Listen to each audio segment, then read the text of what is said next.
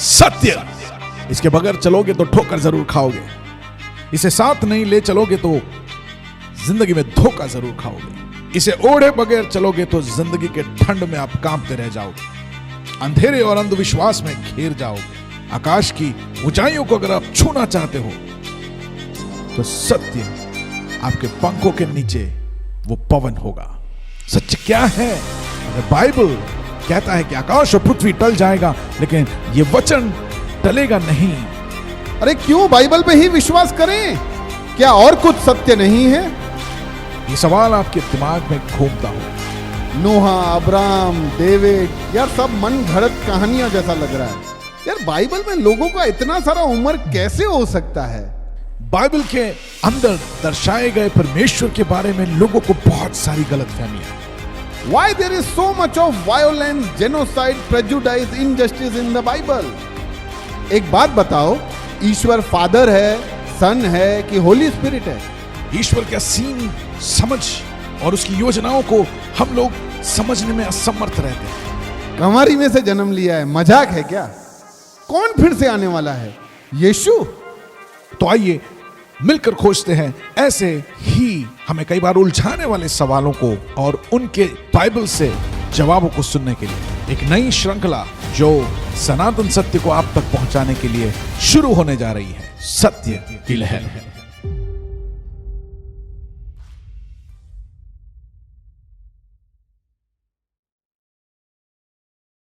Hello Girish भाई, welcome. कैसे हैं आप? कैसे हो केनथ भाई? All good, all good. Great. Yes, family? All fine. आप कैसे हो? अरे एकदम मस्त। हाँ। Last week was very wonderful. Okay. Yeah it was the love was in the season. Yes yes, true, very true. इस पे भी कभी हमको डिस्कस करना चाहिए। हाँ, मेरे को था कि मैं आपसे डिस्कस करूं ये सब, क्योंकि लोगों का प्रेम ना वैलेंटाइन डे के दिन दिखता है। तो मैं सोचा था कभी वैलेंटाइन डे पे अपने डिस्कशन करें। करना चाहिए या एक और वैलेंटाइन के लिए इंतजार भी नहीं करना चाहिए। हाँ, नहीं करते हैं। कभी एक डिस्कशन कर ही लेना चाहिए अबाउट द लव। हमको गॉड्स लव और जो लव हम सुन रहे हैं और समझ रहे हैं उसमें डिफरेंस क्या है। We can explore lot of things. परमेश्वर के वचन से हम क्या सीखते हैं प्रेम के बारे में। या है उसके बारे में, लव के बारे में लिखा हुआ है ना।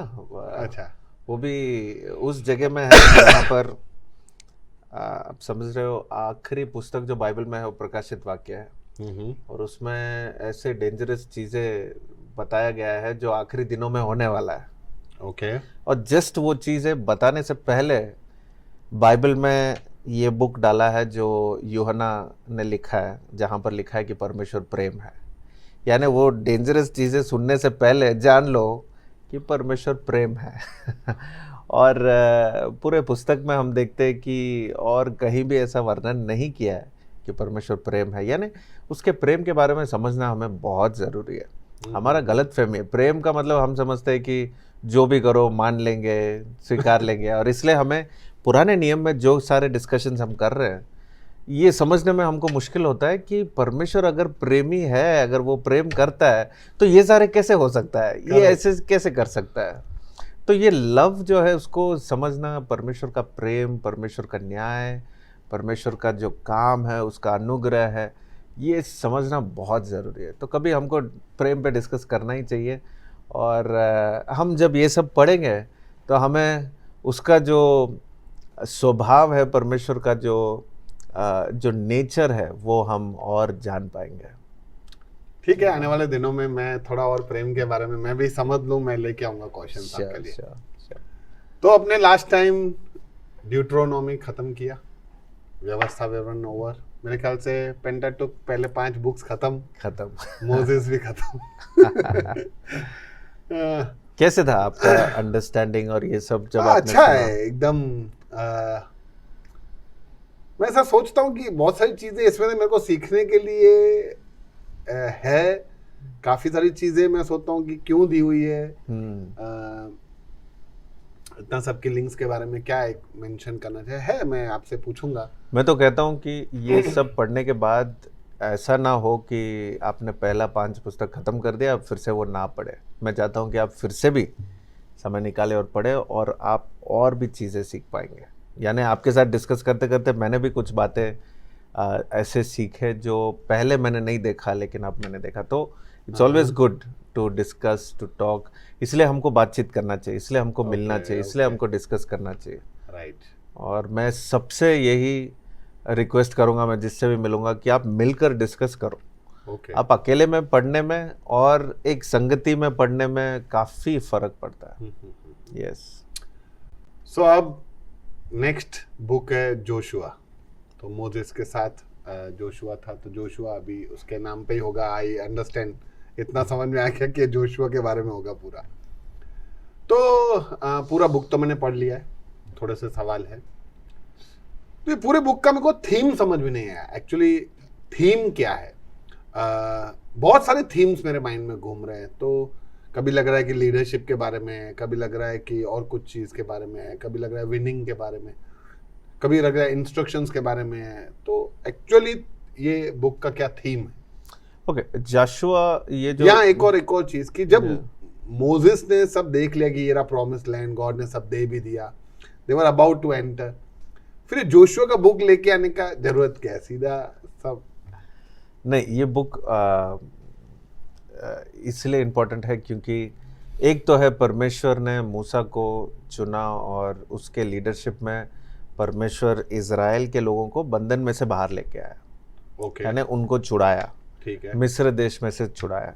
अब ये मिस्र देश में से छुड़ाना एक बड़ा एक प्लान था परमेश्वर का, और आज तक ये हमारे जीवन में भी अप्लाई होता है कि हम किसी बॉन्डेज में, एक बंधन में से हमें बाहर लाना या बाहर आना कितना एक इम्पॉर्टेंट मोमेंट होता है हमारे लाइफ में।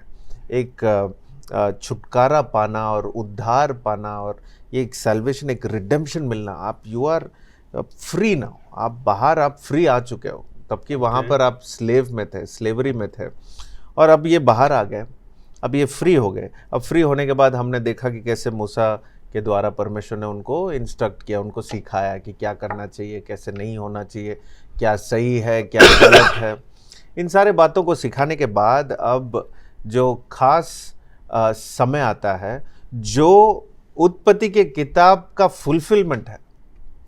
ओके। पूरा पेंटेट्यूक का फुलफिलमेंट तो यशुआ पुस्तक में होता है। जब एक लीडर को अभी चुना जाता है, जो परमेश्वर यशुआ को सेलेक्ट करते हैं, और यशुआ के द्वारा अब इज़राइल देश को, अब उनके जो परमेश्वर ने अब्राम को वादा किया था, ओके, वो प्रॉमिस लैंड में, अब कानान देश में, अब इज़राइल को ले जा रहे हैं। अब ये एंटर होना, प्रॉमिस लैंड एंटर होना इतना ही ज़रूरी है जितना आप और मैं स्वर्ग में एंटर करने वाले हैं। यानी that promise land entering is a picture, एक शैडो है, टाइप शैडो है, जो आज हम इंतज़ार कर रहे हैं कि हमारा यीशु आएगा।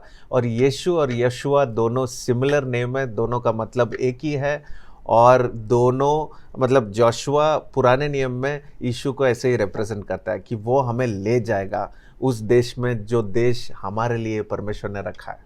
ओके। तो जैसे स्वर्ग या परमेश्वर, जो हमारा स्वर्ग का मतलब भी हमको काफ़ी डिस्कस करना चाहिए, क्योंकि स्वर्ग का मेंटालिटी, अंडरस्टैंडिंग काफ़ी डिफरेंट होता है। लेकिन जो मैं कह रहा हूँ स्वर्ग, एक सिंपल टर्म में कह दूँ कि परमेश्वर जो घर हमारे लिए तैयार कर रहा है, अब परमेश्वर जो घर हमारे लिए उसने रखा है, और वहाँ ले जाने के लिए वो हमें वापस आएगा, वो ले जाएगा। ये हमारा प्रॉमिस है आज कि हम भी ऐसे घर में जाएंगे जो परमेश्वर ने हमारे लिए रखा है। और उसी रीति से यशुआ का जो ये पुस्तक है, यशुआ में यहाँ पर इज़राइल के लोग अभी फ्री है, ओपन है, वहाँ पर इंस्ट्रक्शन मिल रहा है, उनको सिखाया जा रहा है, उनको डिसिप्लिन किया जा रहा है, उनको एक प्रोसेस में ले जा रहे हैं परमेश्वर, ताकि अब वो प्रॉमिस लैंड के अंदर ले जाने से पहले उनको ठीक कर दे और फिर वो प्रॉमिस लैंड के अंदर जाए।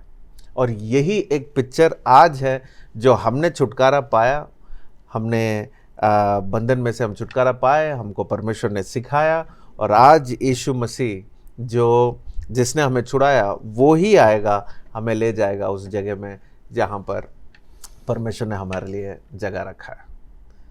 तो हम भी जानते हैं ना कि ये हमारा परमानेंट जगह नहीं है, आज है ये टेबल, कल नहीं है हमारे साथ हमको जाना पड़ेगा।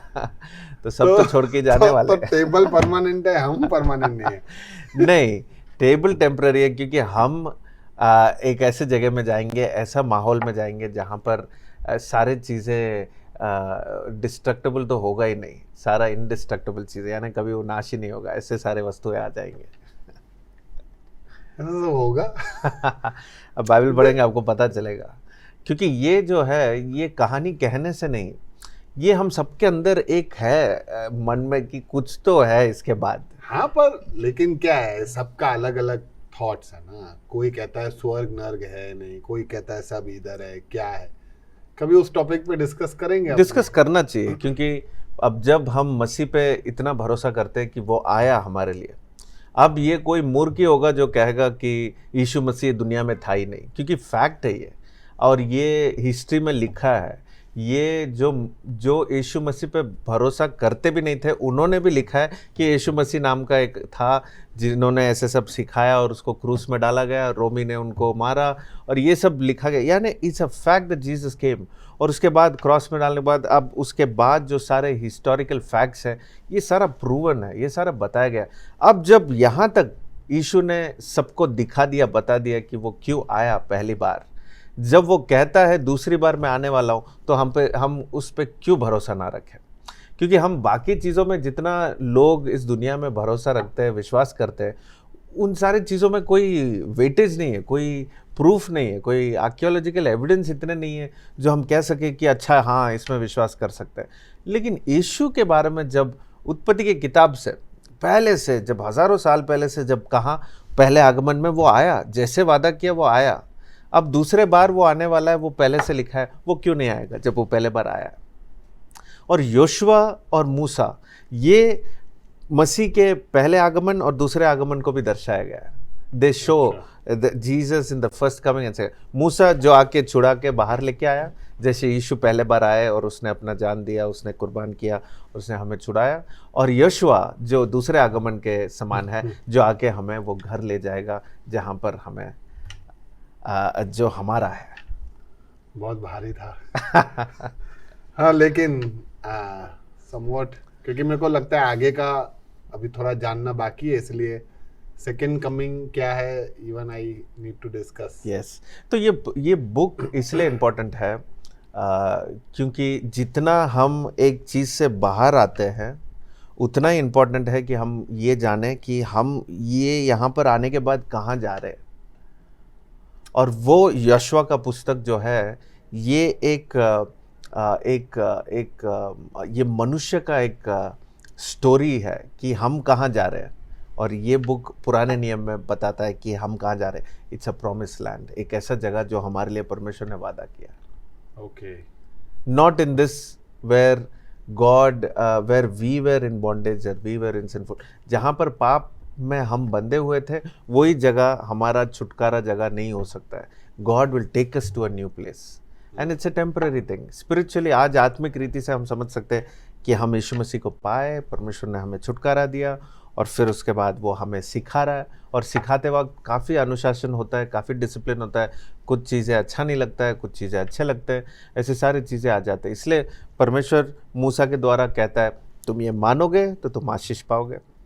पिछले पुस्तक में हमने देखा, अगर तुम नहीं मानोगे तो तुम्हें ये श्राप तुम्हारे जीवन में लागू होगा। तो तुम मानो, तुम्हारा एक ही तुम्हारा रिक्वायरमेंट है कि तुम ओबीडियंट रहो, आज्ञा पालन करो, और बाकी सब चीज़ें मैं करूँगा। मैं लड़ूंगा तुम्हारे लड़ाइयों को, मैं तुम्हारे साथ खड़ा हूँ, मैं तुम्हारे संग चलूँगा, मेरी उपस्थिति तुम्हारे साथ बनी रहेगी, तुम जहाँ जाओगे वहाँ मैं आऊँगा।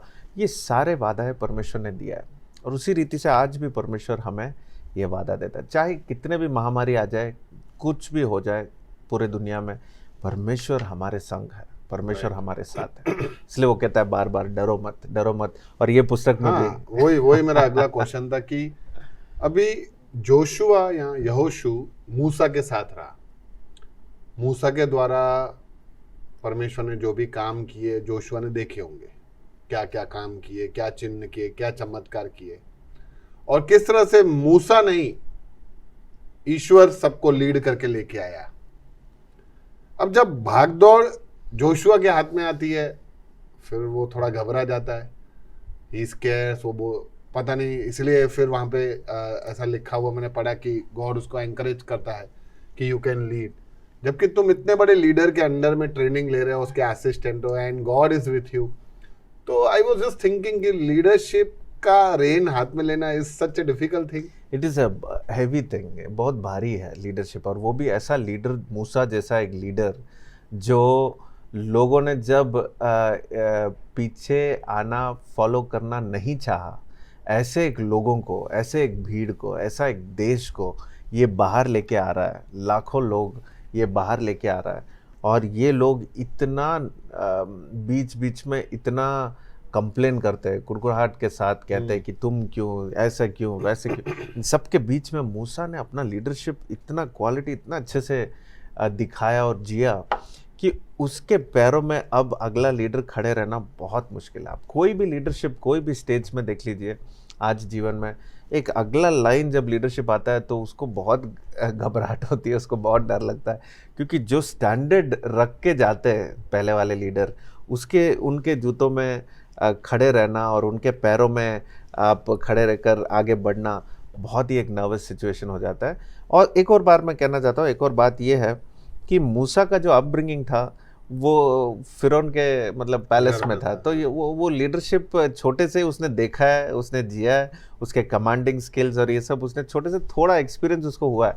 पर यहोशुआ का ऐसे नहीं है, वो बंधन में था, बंधन में से बाहर आया, तो उसको जितना ट्रेनिंग मिला वो मूसा से मिला, और मूसा से जितना ट्रेनिंग मिला अब वो लीडरशिप लेने में और लाखों लोगों के लीड करने में अब उसको थोड़ा सा नर्वसनेस तो हो गई। और आज के डेट में सब लीडरशिप के भूखे हैं, मेरे को चाहिए, मेरे को चाहिए, I can do better what he is doing. This is what I see today, no. Yes, knowledge increases, no, इतना नॉलेज आ गया, इतना कैपेसिटी है आज लोगों के अंदर कि पोजीशन के प्यासे हो जाते हैं। वो तो वो ज़माने में भी था, पर पोजीशन ही हमें लीडर नहीं बनाता है। लीडरशिप जो है वो क्वालिटी हमारे अंदर से, वो कैरेक्टर में बनकर आता है और खुद ब खुद लोग फॉलो करने लगते हैं। ये एक सोशल मीडिया प्लेटफॉर्म एक अच्छा एग्जाम्पल है, जहाँ पर लोग खुद फॉलो करने लगते हैं, तो आपको पता चलता है आप कितना इन्फ्लुएंस कर रहे हो, आप कितना इंस्पायर कर रहे हो लोगों को। पर फॉलोअर्स को खरीदने वाले भी होते हैं, तो वो अलग बात है। फिर जब जोशुआ लीड करके आगे ले जाता है, तो एक तो चीज़ मैंने देखी कि बहुत सारी सिमिलरिटीज भी थी। जोशुआ जिस तरह से कमेंट कर रहा था, मोसेस भी वैसे कमेंट करता था। उसके बाद बहुत सारे अंदर जो है पार्टिंग ऑफ द सी था, रिवर है, और वो भी उसको भेजता है जासूसों को, ये भी भेजता है।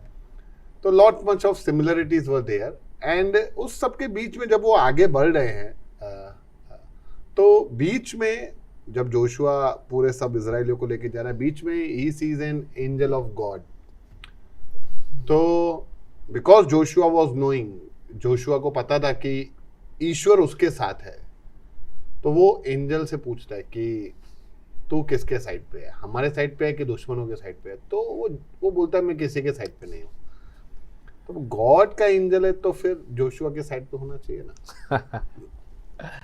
गॉड के एंजल है इसलिए किसी का साइड नहीं लेना चाहिए। क्योंकि गॉड जो है वो पूरे दुनिया का गॉड है, वो पूरे यूनिवर्स का गॉड है। परमेश्वर जो है हमारा सिर्फ इज़राइल का परमेश्वर नहीं है, सिर्फ यहोशुआ का परमेश्वर नहीं है, सिर्फ हाँ उनके नाम से जाने जाते हैं, या इज़राइल के नाम से हमें पता चलता है कि यहूदियों का खुदा या इज़राइल का परमेश्वर है, लेकिन इज़राइल का परमेश्वर आज पूरे दुनिया का परमेश्वर है। और यही मकसद था इज़राइल को चुनने का, यही मकसद था, यही इंटेंशन और यही योजना था जब परमेश्वर ने अब्राहम को चुना था। जब अब्राहम को उत्पत्ति की किताब 12वां में अध्याय में हम पढ़ते हैं, तब वहाँ पर परमेश्वर वादा करता है कि तेरे द्वारा पूरे दुनिया को मैं आशीष लाऊंगा। और परमेश्वर का यही योजना है कि पूरे दुनिया को पता चले कि परमेश्वर कौन है, इज़राइल को देखकर, यानी यहोशुआ और उनके जो लोग हैं उन सबको देखकर सीखे। तो जब एंजल आके आप यहोशुआ वहाँ पर पूछता है कि आप कौन से साइड पे हो, तो साफ एंजल कह रहा है कि ये तो मेरे बारे में है ही नहीं कि मैं किसके साइड पे हूँ, तुम किसके साइड में हो। सवाल तो ये बनता है कि क्या तुम परमेश्वर के साथ हो, या तुम अपने लीडरशिप को लेकर, तुम अपने स्वभाव जो स्वार्थ एक ऐसा कुछ स्वभाव रख के तुम आगे बढ़ रहे हो। ऐसा नहीं होना चाहिए। तो ये are you on the Lord side, because Lord will fight for you, परमेश्वर तुम्हारे लिए लड़ेगा। और ये बात जानना, ये पीढ़ी के लिए बहुत ज़रूरी था। इसलिए ये सारे सिमिलर चीज़ें जैसे आपने बताया, बहुत सारी चीज़ें ऐसे यहाँ पर होता है, जैसे समुद्र को दो भाग किया था, यहाँ पर नदी में दो भाग हो रहा है। तो ये सारे जो बहुत सारे ऐसे मिरेकल्स है, हीलिंग्स, ये सारे रिपीट हो रहे हैं, सिमिलैरिटीज़ है जो सिखाया जा रहा है। ये सब इसलिए क्योंकि ये नया पीढ़ी है, और ये जो नया पीढ़ी है, मूसा के अंडर पे इन्होंने सिर्फ सुना था, सिर्फ इंस्ट्रक्शन मिला और ऐसे सारे सुना कि अच्छा ऐसे सब हुआ है, लेकिन ये देखा नहीं।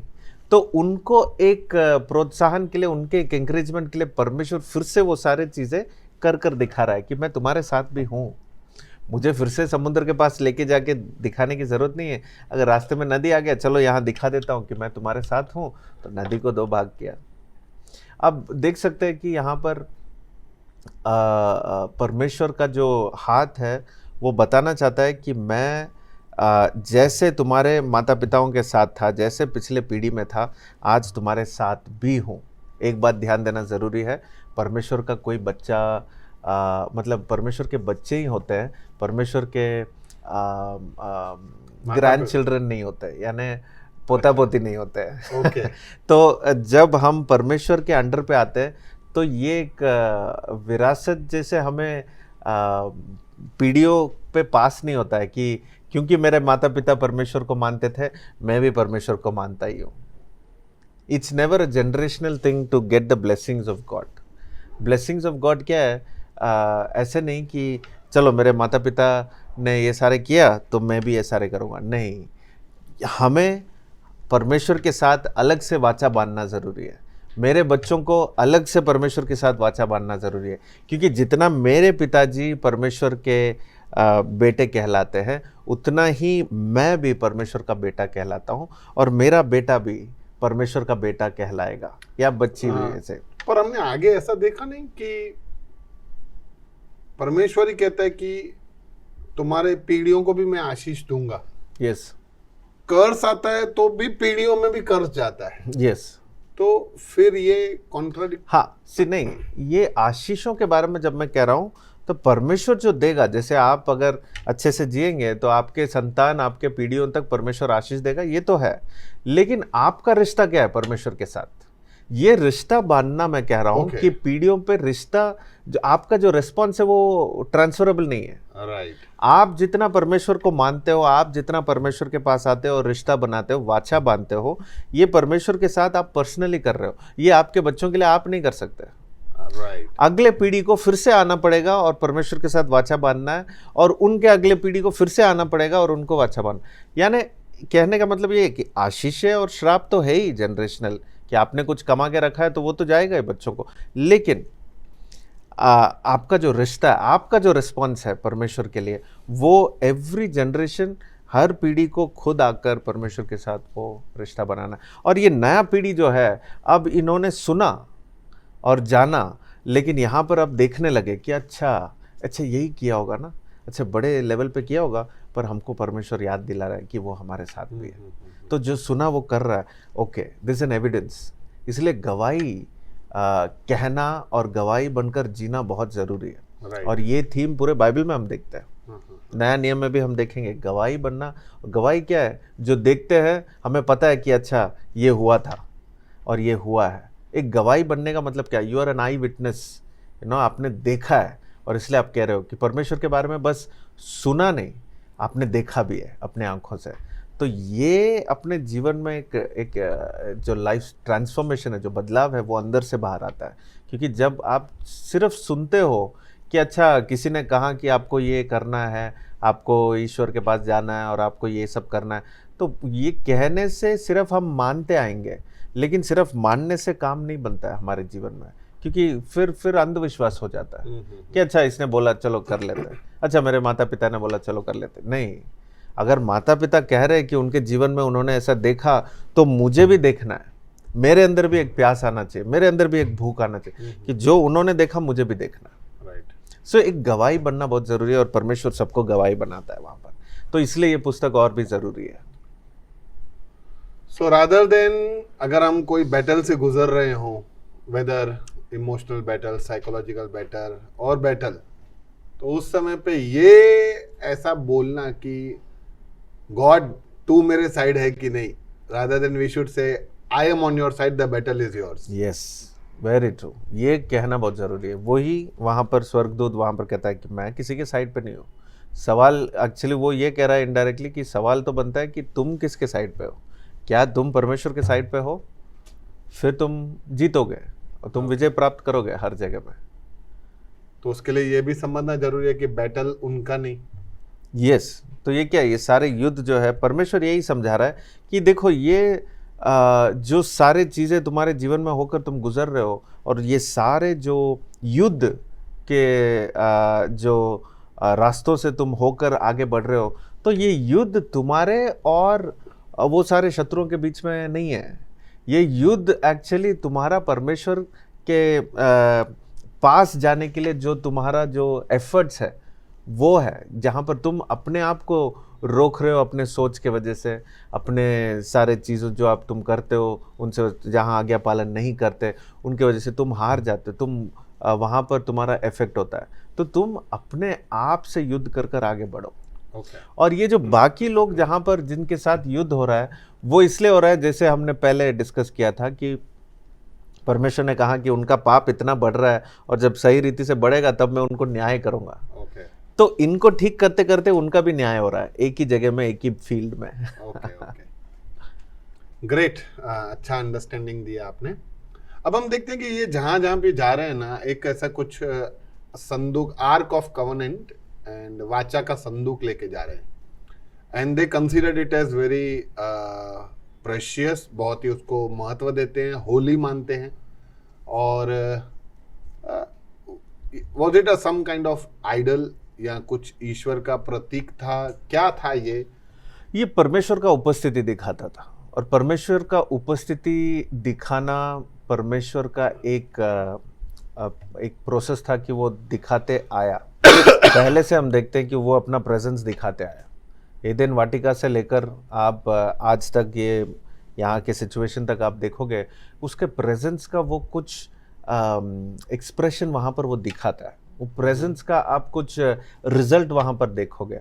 और ये पुराने नियम में हम देखते हैं कि इज़राइल लोगों के साथ जब वो बाहर मरुभूमि में थे, जहाँ पर वो मिलाप के तंबू बनाते हैं, वहाँ पर टैबरनेकल बनाते हुए वहाँ पर जो सेक्शंस और ये सब करते, तो यहाँ पर ऐसे एक वाचा का संदूक बनाने बोला जो परमेश्वर का उपस्थिति दिखाता है। और इसमें भी डिटेल में अगर जाएंगे तो वहाँ पर सिखाया कि कैसे क्या लेकर कि कितना हाइट, कितना साइज़ में तुम बनाओगे, किसके ऊपर क्या होगा, उसके अंदर क्या होगा।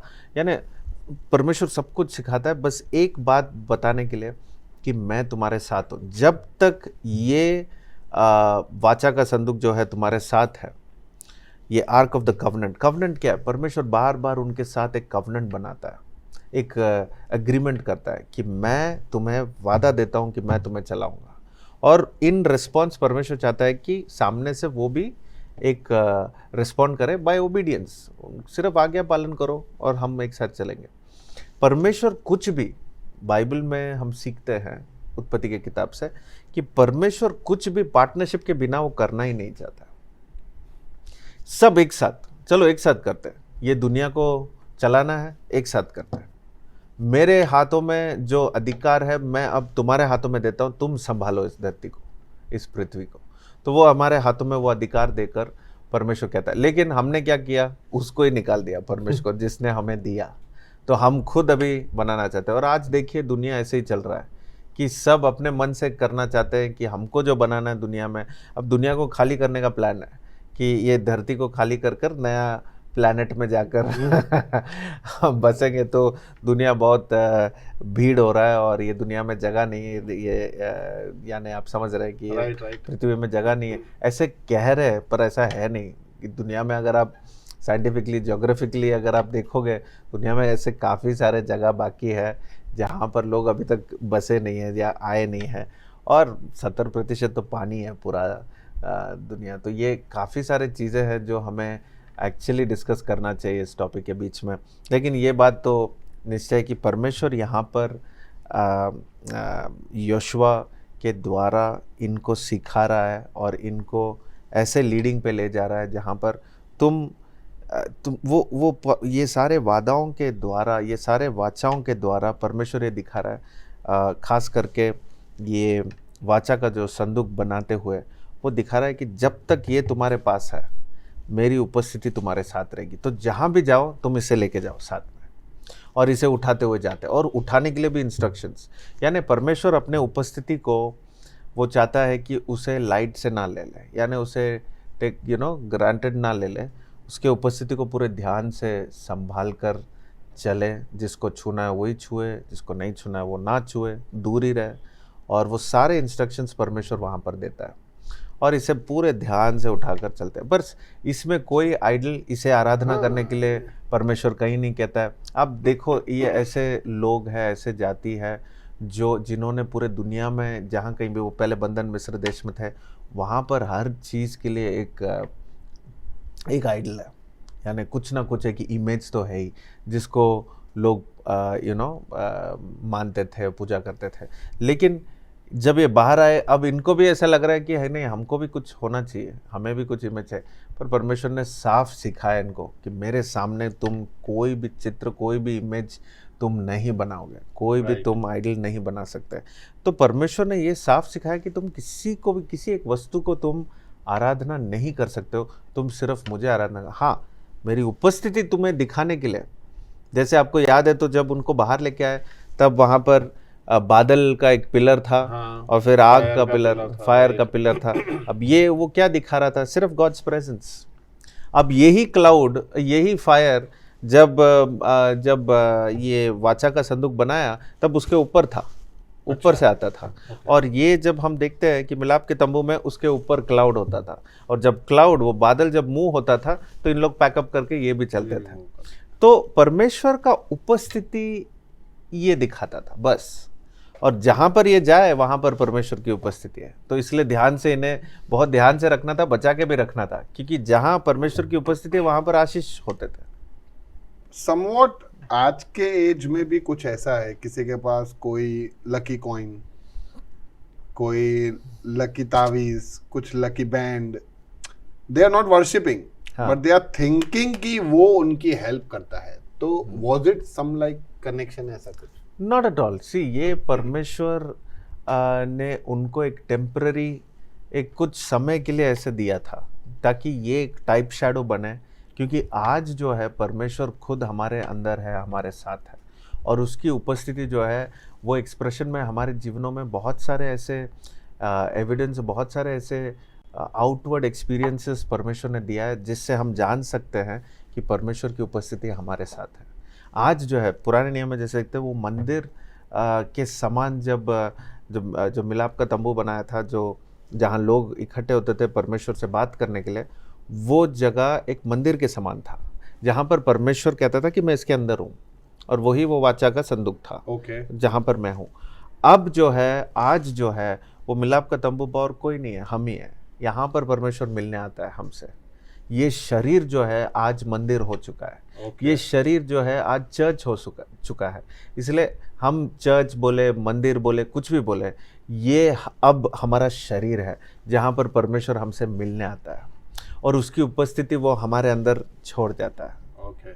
और इसका मतलब ये भी है कि हम उपस्थिति के बारे में भी थोड़ा सा समझ लें, प्रेजेंस के बारे में। प्रेजेंस ऑफ गॉड जो है, परमेश्वर का उपस्थिति जो है, इसका मतलब ये नहीं कि परमेश्वर का उपस्थिति अगर मेरे अंदर है तो वो आपके पास नहीं है। एक जगह से सीमित नहीं हो सकता। उदाहरण के लिए, जैसे मैं आपसे फ़ोन में बात करता हूँ, और जब मैं आपसे फ़ोन में बात करता हूँ, मैं तो हूँ मेरे जगह में, मेरे घर में, और मेरे घर से जब मैं फ़ोन करता हूँ, अब ये फ़ोन के माध्यम से अब मैं आपके साथ खड़ा हूँ, आपसे बात कर रहा हूँ। करेक्ट। वीडियो कॉल में और ज़्यादा एक्सप्रेस होता है कि आप मुझे देख पाते हो, आप मुझे समझ पाते हो, लेकिन मैं आपके सामने हूँ ही नहीं। राइट। तो वो मेरी उपस्थिति है। ओके, समझ रहे हैं? मैं तो हूँ अपने घर में, लेकिन मेरी उपस्थिति आपके सामने है, मेरा प्रेजेंस आपके पास है, लेकिन मैं हूँ नहीं। फील लाइक दैट कि आप इधर ही हो। हाँ, तो आज वर्चुअल रियलिटी जो आ रहा है, जो हो रहा है, ये सब वही है कि प्रेजेंस हम है कहीं और, लेकिन हमारा प्रेजेंस आपके पास। तो परमेश्वर जब कहता है कि मेरी उपस्थिति तुम्हारे साथ है, तो इसका मतलब ये नहीं कि परमेश्वर वहाँ पर है, यानी उसका प्रेजेंस है, तो उसका आप उसको एक्सपीरियंस कर सकते हो, उससे बात कर सकते हो, उससे तो वर्चुअल रियलिटी तब भी था जो हम समझ नहीं पाए, लेकिन बाइबल में पहले ही आ गया था वीआर और ये सब किया। आप परमेश्वर से वही के वही बात करो, लेकिन परमेश्वर वहाँ नहीं है, वो तो है उसके सिंहासन में वो बैठा हुआ है, लेकिन हम परमेश्वर का एक्सपीरियंस हम वहीं के वहीं कर सकते हैं, यहीं के यहीं आज आप और मैं कर सकते हैं, जैसे हम डिस्कस कर रहे हैं, क्योंकि हम ही मंदिर है आज। राइट। अच्छा है, लास्ट में एक क्वेश्चन है कि 2 वॉर्स इसके अंदर दिखाई गई है, एक जेरिको का वॉर और दूसरा एआई का वॉर। वो सेकेंड वॉर तो समझ में आ गया कि किसी ने गलत काम किया तो पूरा सत्यानाश हो गया, पर फर्स्ट वॉर वाला भी ऐसे समझ में आ ही गया, दो दे ऑल वर थिंकिंग ये सब अंदर जाएंगे कैसे, सामने वाले ने इतना सब दीवार खड़ा करके रखा है, तो गॉड ने कहा 7 बार चक्कर मारना, 7वें दिन पे 7 बार चक्कर मारना, रोज एक चक्कर मारना। तो आई वाज जस्ट थिंकिंग कि ये सब करवा के व्हाट गॉड इज ट्राइंग, परमेश्वर क्या चाहता है, उनको सीखने के लिए क्या चाहता है। एक ही राउंड में भी गिरा सकता है, बिना राउंड के भी गिरा सकता है, तो ये सब यानी सब करने का पर्पस क्या है, what is the idea behind? Partnership. परमेश्वर सब कुछ ऐसे कर सकता है सेकंड में, लेकिन वो चाहता है कि आप भी उनके साथ मिलकर करो, और वो पार्टनरशिप तभी होगा जब एक दूसरों को समझे, एक दूसरे के साथ रिश्ता बनाए रखे, और एक दूसरों को वो शेयर कर पाए कि ये मेरा एक्टिविटी है और ये आपका रिस्पॉन्सिबिलिटी है, अब मैं ये करूँगा, अब तुम ये करो। और परमेश्वर कहता है कि मैं तुम्हें अंदर लेके जाऊँगा, लेकिन तुम्हें भी कुछ करना पड़ेगा इन रिस्पॉन्स। तो तुम क्या करो, बस घूमो और देखो ये कितना बड़ा जगह है जो मैं तुम्हें दे रहा हूँ। एक हफ्ते के लिए घूम घूम कर देखो, इसके अंदर मैं तुम्हें ले जाने वाला हूँ। तो परमेश्वर घुमा घुमा के दिखा रहा है कि तुम इसी, यानी आप समझो कि बहुत सारे ऐसे युद्ध है बाइबल में जहाँ पर परमेश्वर उनको लड़ाई करने देता ही नहीं है, पर उनको खड़ा करवाता है कि तुम खड़े होकर देखो, यानी जिस चीज़ से तुम डर रहे हो उसका सामना करो, देखो खड़े होके, मैं तुम्हें उसके ऊपर विजय दूंगा। ओके। पर तुम देखो, तुम खड़े होके देखो तो सही। तुम ये तो नहीं कि तुम बैठे बैठे रहो या तुम खाना खाते रहो या तुम सो जाओ और मैं तुम्हारे लिए यहाँ पर लड़ाई करके सब तुम्हारे हाथ में, ये तो ऐसे हुआ जैसे तुम्हारे मुंह में मैंने खाना खिलाया, तुम कुछ भी नहीं करो। ऐसा तो नहीं हो सकता। बच्चे जब तक है, याद है आपको, बच्चे का ट्रीटमेंट हो गया, तब वहाँ सब जो कुछ किया और बच्चे जैसा ट्रीट किया और सब कुछ नन्हे मुन्ने बच्चे जैसे परमेश्वर ने सिखाया। अब परमेश्वर एक्सपेक्ट कर रहा है कि नहीं, अब तुम मैच्योर हो रहे हो, अब तुम बड़े हो रहे हो, अब तुम थोड़ा सा जिम्मेदारी ले लो, अब घूमो, देखो ये कितना बड़ा जगह है, और ये जो दीवार के और जो तुम घूम रहे हो, ये दीवार के बीच में घर है, यानी दीवार ही घर है लोगों का। वहाँ पर लोग बस रहे थे, वो दीवार के अंदर लोगों का घर था, यानी इतना मोटा दीवार आप समझ सकते हो। इसके अंदर जाना नामुमकिन है, तुम्हारे काबिलियत से या तुम्हारे बल से तुम अंदर नहीं जा सकते, लेकिन तुम इतना घूमकर तुम्हारे डर को सामना करो और देखो मैं तुम्हें अंदर कैसे ले जाता हूँ। तुम्हें जो करना है बस एक ही है, तुम मेरा आराधना करो, स्तुति करो। और ये एक लाइफस्टाइल, एक रिश्तों का, जो परमेश्वर कहीं भी देखो ये पार्टनरशिप बार बार याद दिलाता है और वो रिश्ते को आगे बढ़ाता है। इसलिए परमेश्वर और मनुष्य के बीच में धर्म का सीमा नहीं होना चाहिए। रिश्ते का एक जो प्रोसीजर है, प्रोसेस है, वो आगे बढ़ना चाहिए कि God and humanity, what matters is relationship, not religion. Okay, अच्छा था ये भी। तो lot many lessons are there in this. तो एब्सोल्युटली लास्ट में आप मुझे कुछ टेक अवे दे सकते हो इस चैप्टर में से, अल्टीमेटली आपने क्या सीखे? परमेश्वर का यही था कि देखिए मैं तो बहुत कुछ सीख गया। जोशुआ का लीडरशिप देखा, यस, कि मूसा was little bit humble, Joshua थोड़ा एकदम वॉरियर टाइप। यस, तो और हम्बल तो था ही जोशुआ भी। मतलब मे बी थोड़ा age difference, absolutely young generation के लिए यंग लीडर, या तो young mind, new thoughts, yes, तो दोनों चाहिए। दोनों चाहिए। दोनों चाहिए। तो उसका स्टाइल और उसका तरीका, और ये सबसे अच्छा लगा था मुझे ये सीखने के लिए कि मैं किसकी साइड पे हूँ, रादर देन आस्किंग गॉड कि तुम किसके साइड पे हो। वी जनरली आस्क गॉड तुम किसके साइड पे हो, हु साइड आई एम। तो और ये तो और बेहतर आपने लास्ट में समझाया कि डर का सामना करो, विक्ट्री तो गॉड दे ही देगा, because he is fighting for us. तो अल्टीमेटली क्या एक टेक अवे सबसे अच्छी चीज जो मैं इस चैप्टर की लिए लेके जा सकता हूँ? जो मेन चीज़ है जो मैं पूरे डिस्कशन में आपको कह रहा था वो ये है कि रिश्ता बनाए रखो परमेश्वर के साथ। ओके, परमेश्वर का कहना यही है, आरंभ से लेकर जब वो बाहर लेके आया तब से लेकर 40 साल होने के बाद अब ये अंदर जा रहे हैं, और एक ही चीज़ परमेश्वर यहाँ पर इनको सिखा रहा है कि जिन्होंने रिश्ता बनाया परमेश्वर के साथ, जिन्होंने वाचा बांधा, वो एंजॉय करेंगे, वो ये सारे आनंद और खुशी मनाएंगे, और परमेश्वर उन्हें वो प्रॉमिस लैंड पे ले जाएगा। और जिसने वाचा नहीं बांधा या जो आज्ञा पालन नहीं कर पा रहा, जो परमेश्वर को के बातों को मान नहीं पा रहा है, वो वहाँ तक नहीं पहुँच पाएगा। तो मेन थीम यहाँ जैसे देखेंगे तो ये है कि हमें फिनिश करना कितना इम्पोर्टेंट है अच्छी तरीके से। ओके, लोग शुरुआत में बहुत अच्छे से बाहर आ जाते हैं, फ्री हो जाते हैं, और उनको लगता है कि अब तो बस लाइफ बदल गया, अब मैं ठीक हो गया, मैं बहुत मुश्किल में था, कैसे जीवन जी रहा था। अब ये सब शुरुआत है, तो ये एक्साइटमेंट भी अच्छा है, ठीक है, होना चाहिए, पर हमारा एक्साइटमेंट सिर्फ यहाँ सीमा नहीं होना चाहिए। हमें यहाँ तक लेके आना है कि क्या मैं मेरे अंत में, मेरे एंडिंग में, क्या मेरा एक्साइटमेंट उतना ही है जितना स्टार्टिंग में था? Do I finish well? और यहाँ पर योशुआ ये एक उदाहरण बना के ये पुस्तक में दिखाया है कि जितना स्टार्टिंग में हम अच्छी तरीके से शुरुआत करते हैं, उतना एंडिंग भी हमें अच्छी तरीके से करना चाहिए। और यहोशुआ इज़राइल के लोगों को अंदर ले जाता है विक्टोरियसली, जयवंत प्राप्त करके। हाँ, बीच बीच में गलतियाँ, जैसे आखान ने गलती की और वहाँ पर फिर से उन्होंने जीत प्राप्त किया। ऐसे नहीं कि वहाँ ख़त्म हो गया, जीत उनको मिला। तो परमेश्वर यही बार बार सिखा रहा है कि मैं तुम्हारे जीवन में विश्वास योग्य हूँ, ये रिश्ते में मेरा विश्वास योग्यता के बारे में तुम सवाल भी मत उठाओ, मैं तुम्हारे साथ, पर क्या तुम अपने मेरे साथ विश्वास योग्य हो? क्या तुम मेरे साथ हो? इसलिए वो सवाल बहुत इंपॉर्टेंट है कि मैं किसके साइड में, वो तो सवाल ही नहीं है।